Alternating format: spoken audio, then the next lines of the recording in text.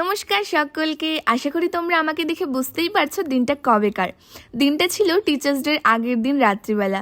সেই দিন বেশ রাত জেগে কাজগুলো করেছিলাম, কারণ পরের দিন যেহেতু খুব তাড়াতাড়ি অর্ডারগুলো ডেলিভারি হতো, তার মধ্যে আমার আরও কিছুটা অর্ডার ছিল। এইগুলো ডেলিভারি করার পরেই আমি সেগুলো করতে পারতাম। তার জন্য আরও তাড়া ছিল এই কেকগুলো তাড়াতাড়ি করে সকালের মধ্যে ডেলিভারি করার।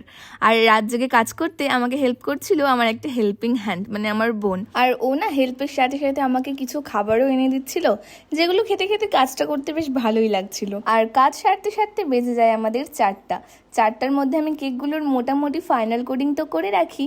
আর এবার সকাল সকাল উঠেই আমি বসে পড়ি কেকগুলোর ফুল অ্যান্ড ফাইনাল লুকগুলো দেওয়ার জন্য। আজকে তোমরা আমাকে অবশ্যই কমেন্টে জানিও আমার কোন কেকটা তোমাদের সবচেয়ে বেশি ভালো লেগেছে। এই যে এই রোজগুলো দেখছো, এগুলো আমি রাত্রেবেলা করে একদম ডিপ ফ্রিজে দিয়ে দিয়েছিলাম সেট হওয়ার জন্য। আর রোজগুলো এত সুন্দর লাগছিল কেকে দেওয়ার পরে। এই কেকটা আর এই সাইজের আরও দুটো কেক, টোটাল 3টে কেক গিয়েছিল শ্যামসুখী স্কুলে। শেয়ার করব, দেখতে থাকো।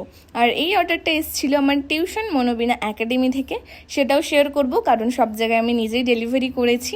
চলো দেখতে থাকো তোমরা সবাই। আর এই বছরের টিচার্স ডের অর্ডারগুলো না বেশ খানিকটা বড় বড় এসেছিল, যে কাজগুলো করতে পেরে সত্যি বলছি আমার খুব ভালো লাগছিল। এই যে বললাম 3টে কেক, এই ছিল সেই বড় বড় 3টে কেক, যেগুলো ডেলিভারি হবে একটু পরে। তার আগে আমি এখন চলে যাব আমাদের কোচিং সেন্টার মনোবিনা একাডেমিতে কেক ডেলিভারি করার জন্য। তো সেখানে গিয়ে দেখি সেখানে প্রোগ্রাম হচ্ছিল, তবে আমার সেখানে যাওয়ার মতো উপায় নেই, কারণ আমি প্রচুর ব্যস্ত ছিলাম।